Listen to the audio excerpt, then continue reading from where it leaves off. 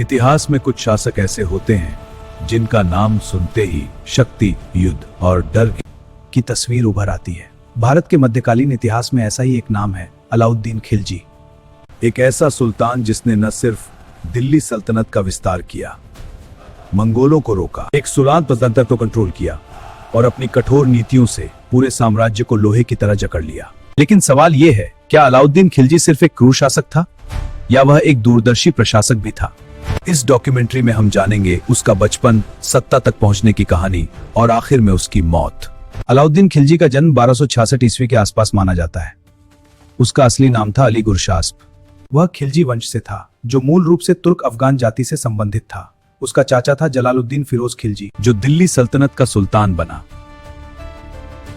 जलालुद्दीन नरम दिल, लेकिन अलाउद्दीन बिल्कुल उल्टा, महत्वाकांक्षी, चालाक और सत्ता का भूखा। अलाउद्दीन ने अपनी राजनीतिक यात्रा की एक सेना बाजू के हमला किया। देवगिरी पर हमला करो और वहां से अपार धन लूटा। यह लूट उसकी किस्मत बदलने वाली साबित हुई। जब वह दिल्ली लौटा और खुद में ही चाची की हत्या कर दी और खुद को सुल्तान घोषित कर दिया। यह घटना बताती है कि अलाउद्दीन के लिए सत्ता से बड़ा कुछ भी नहीं था, न रिश्ते न नैतिकता। सिंहासन पर बैठते ही अलाउद्दीन के सामने कई खतरे थे। अंदरूनी विद्रोह, अमीरों की बगावत, आर्थिक अस्थिरता। उसने सबसे पहले अपने विरोधियों को बेरहमी से कुचल दिया। कई सरदारों को फांसी दी गई, कुछ को अंधा कर दिया गया और कुछ को आजीवन कैद में डाल दिया गया। अलाउद्दीन खिलजी के समय मंगोल भारत पर बार बार हमला कर रहे थे, लेकिन अलाउद्दीन ने एक मजबूत स्थायी सेना बनाई। करीब 4 से 5 लाख सैनिक, नियमित वेतन, घोड़े और हथियार राज्य के नियंत्रण में। उसने मंगोलों को कई बार बुरी तरह हराया और उन दिल्ली के पास तक फटकने नहीं दिया। यह उसकी इससे बड़ी से प्लान नहीं है। अलाउद्दीन खिलजी सिर्फ रक्षा तक सीमित नहीं रहा, उसने भारत के कई हिस्सों पर आक्रमण किए। उत्तर भारत, गुजरात, रणथंभौर, चित्तौड़, मालवा। चित्तौड़ का युद्ध खास तौर पर प्रसिद्ध है, जहां रानी पद्मिनी की कथा जुड़ी हुई है। अलकरस्कांधी। मलिक काफूर, तुम दक्षिण भारत जाओगे? हाँ हुजूर, विजय लेकर लौटना।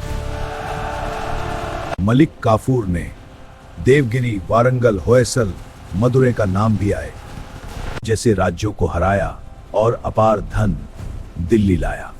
दक्षिण भारत सोना। दक्षिण भारत से लाया गया सोना दिल्ली सल्तनत की आर्थिक रीढ़ बन गया। यह हमारी समृद्धि का आधार है। अलाउद्दीन खिलजी बाजार नियंत्रण तय कर दिया कि कीमतें राजा तय करेगा, जमाखोरी पर रोक। अनाज की कीमत क्या होगी? 50 रुपए प्रति किलो। कपड़े का रेट क्या होगा? 300 रुपए प्रति मीटर। घोड़े कितने में बिकेंगे? 45,000। किसी व्यापारी को मनमानी करने की इजाजत नहीं थी। अगर कोई नियम तोड़ता। इसका उद्देश्य था सेना को सस्ते में राशन मिले, महंगाई न बढ़े, आम जनता पर बोझ न पड़े। हालांकि यह नीति कठोर थी, लेकिन काफी हद तक सफल भी रही। अलाउद्दीन ने एक विशाल जासूसी नेटवर्क बनाया। हर अमीर पर नजर, हर सैनिक पर निगरानी, हर बाजार में खबर छिप। लोग खुलकर हंसने से भी डरते थे, क्योंकि जासूस हर जगह थे। उसने शराब, दावत और मेल जोल पर भी रोक लगा दी, ताकि कोई साजिश न रच सके। अलाउद्दीन खिलजी कोई धार्मिक कर शासक नहीं था।